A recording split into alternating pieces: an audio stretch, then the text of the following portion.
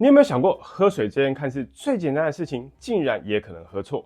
我的門診裡常遇到一些腎友，他們不是不想保護腎臟，而是太努力了，反而用錯了方法。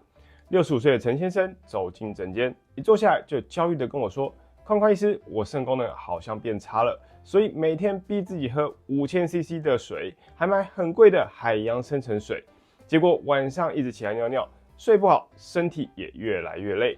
可是腎臟好像沒有變得比較好。”聽完他的故事，我跟他說：“陳先生，你不是做得不夠，而是太用力了。”很多人一發現腎臟有問題，就開始狂喝水，買特殊水，調整各種喝水習慣。但其實喝水不是越多越好，也不是越貴越健康。今天這支影片，我要帶大家破解5個常見的喝水迷思，找到真正適合自己的喝水方式。嗨，大家好，歡迎來到寬寬醫師的頻道，我是腎臟科寬寬醫師，一起關心你我腎臟健康。我一直強調極簡護腎，護腎並不複雜，我們不需要依賴神奇的產品或繁瑣的療法，只要簡單的改变一些生活習慣，就能守護腎臟健康。點擊說明欄下載護腎手冊，用最簡單的方法讓腎臟更健康。習慣1：迷信特殊水。我們先從陳先生花大錢買的海洋深層水開始聊起。這是我門診很常被問到的問題。很多人一發現腎臟指數開始有變化，就開始尋找所謂的特殊水，海洋深層水、礦泉水、能量水等等。成箱搬回家，心裡想：這麼貴的水，礦物質這麼豐富，對腎臟一定比較好吧？但其實這是一個常見的迷思。如果你是健康的人，偶爾喝這些水通常沒有問題。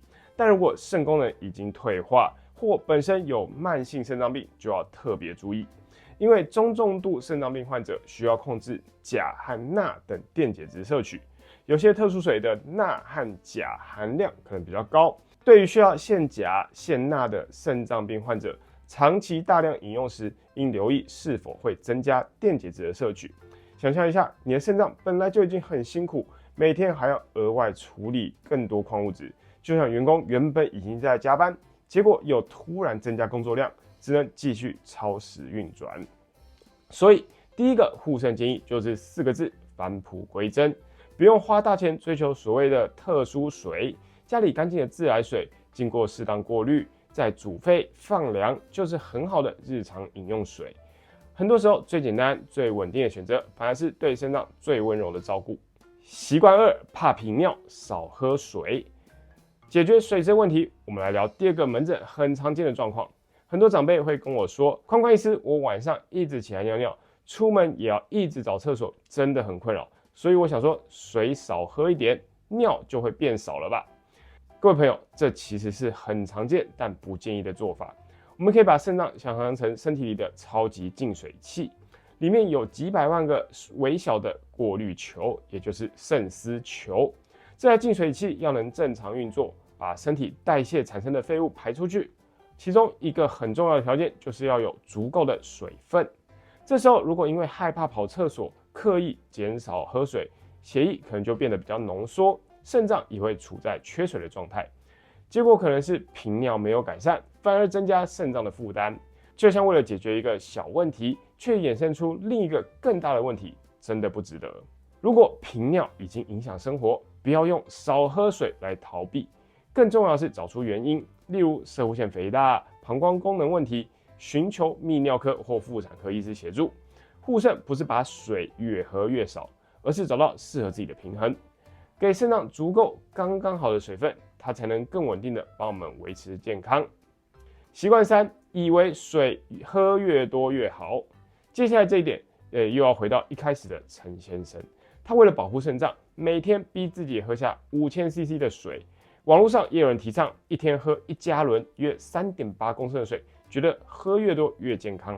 很多人會想，腎臟不是負責過濾嗎？那水喝越多，不就像幫腎臟沖洗，應該會更乾淨吧？這其實是一個常見的迷思。在腎臟科，我們常說不是越多越好，而是剛剛好最好。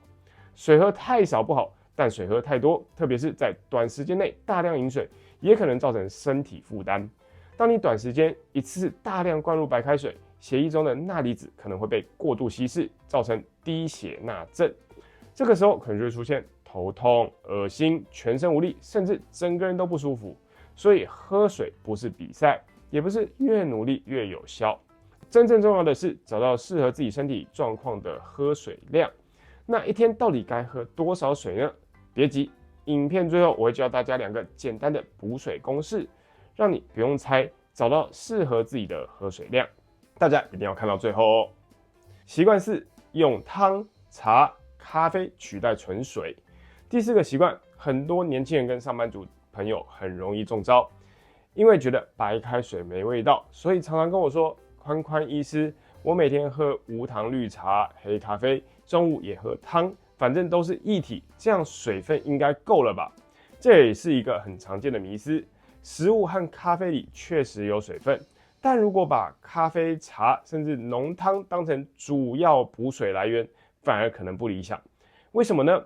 咖啡和茶有咖啡因，可能有輕微利尿作用，但其實也不用太恐慌。在一般攝取量下，它們仍然可以算是水分的來源。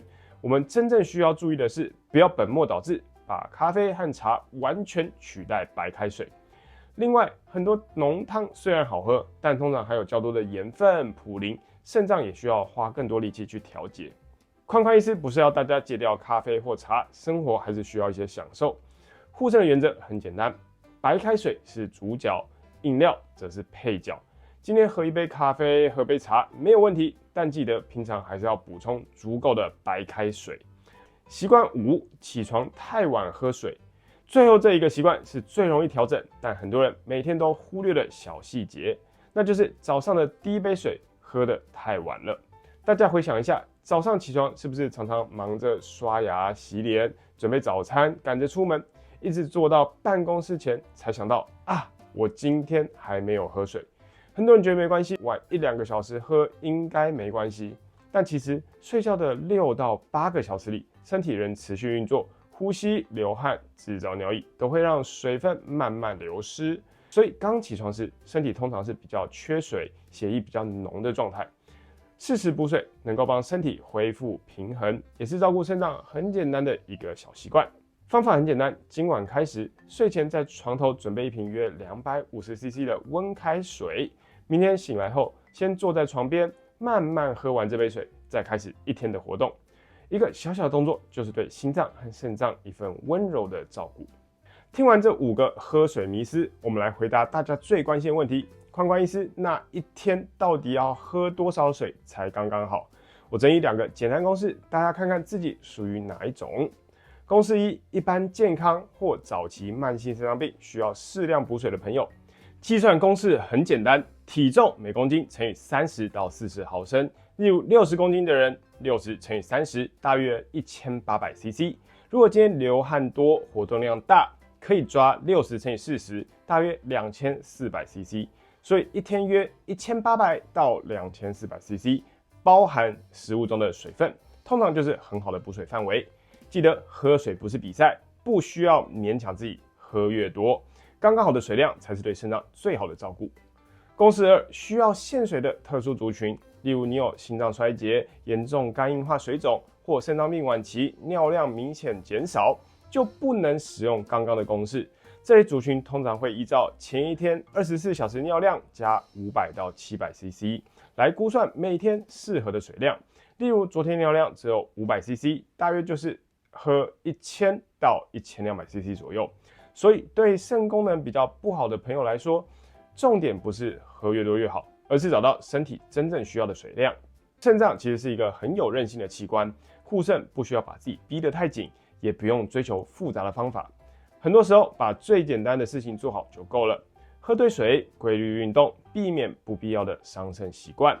如果今天這支影片讓你像陳先生一樣發現，原來護腎不用這麼辛苦，歡迎幫我按個讚，也分享給身邊擔心腎臟健康或喝水習慣需要調整的家人朋友。也許你的一次分享就能幫助他少走一些冤枉路。今晚別忘了在床頭準備好你的保溫瓶哦。我是腎臟科寬寬醫師，一起關心你我腎臟健康。我們下次見，拜拜。